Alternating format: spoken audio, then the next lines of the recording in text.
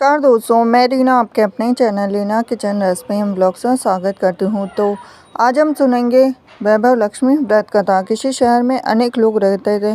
सभी अपने अपने कामों में लगे रहते थे। किसी को किसी की परवाह नहीं थी। भजन कीर्तन भक्ति भाव दया माया परोपकार जैसे संस्कार कम हो गए थे। शहर में काफ़ी सारी बुराइयां थी। तो ऐसे में शीला और उनके पति की गृहस्थी मानी जाती थी। शीला धार्मिक प्रकृति की थी, संतोषी स्वभाव की थी। उनका पति भी विवेकी और सुशील था। शीला और उसका पति कभी किसी की बुराई नहीं करते थे। प्रभु भजन में अपना समय व्यतीत करते थे। शहर के लोग उनकी गृहस्थी की सराहना करते थे। देखते ही देखते समय बदल गया और शीला का पति बुरे लोगों से दोस्ती कर बैठा। अब वह जल्द से जल्द करोड़पति बनने के ख्वाब देखने लगा, इसीलिए वह गलत रास्ते पर चल पड़ा। फलस्वरूप वह रोडपति बन गया, यानी रास्ते पर भटकते भिखारी जैसी उसकी हालत हो गई थी। शराब जुआ रेस चरस गांजा वगैरह बुरी आदतों में शीला का पति भी फंस गया। दोस्तों के साथ उसे भी शराब की आदत हो गई। इस प्रकार उसने अपना सब कुछ रेस जुए में गंवा दिया। शीला को पति के बर्ताव से बहुत दुख हुआ, किंतु वह भगवान पर भरोसा कर सब कुछ सहने लगी। वह अपना अधिकांश समय प्रभु भक्ति में बिताने लगी। अचानक एक दिन दोपहर को उनके द्वार पर किसी ने दस्तक दी और शीला ने द्वार खोला तो देखा कि एक माँ जी खड़ी थी। उसके चेहरे पर अलौकिक तेज निखर रहा था। उनकी आंखों में से मानो अमृत बह रहा था। उसका भव्य चेहरा करुणा प्यार से छलक रहा था। उसको देखते ही देखते शीला के मन में अपार शांति छा गई। शीला के रोम रोम में आनंद छा गया। शीला उस माँ जी को आदर के साथ घर में ले आई। घर में बिठाने के लिए कुछ भी नहीं था। शीला ने सकुचा के फटी हुई चादर पर उसको बिठाया। माँ जी बोली, क्यों शीला, मुझे पहचाना नहीं?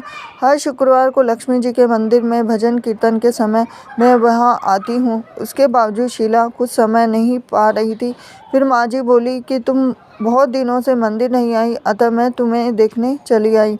माँ जी के अति प्रेम भरे शब्दों से शीला का हृदय पिघल गया और उसके आंखों में आंसू आ गए। बिलक बिलक कर रोने लगी। माँ जी ने कहा, बेटी, सुख और दुख तो धूप और छाव जैसे होते हैं। धैर्य रखो बेटी, मुझे तेरी सारी परेशानी बता। तो माँ जी के व्यवहार से शीला को काफ़ी सबल मिला और सुख की आस में उसने माँ जी को अपनी सारी कहानी कह सुनाई।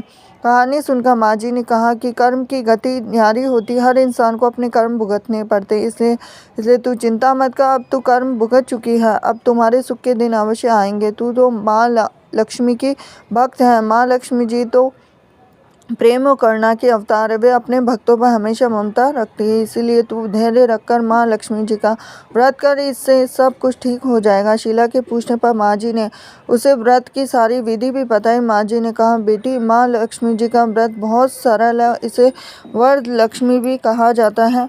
शीला ये सुनकर आनंदित हो गई और शीला ने संकल्प करके आंखें खोली तो सामने कोई भी नहीं था। वह विस्मित हो गई थी।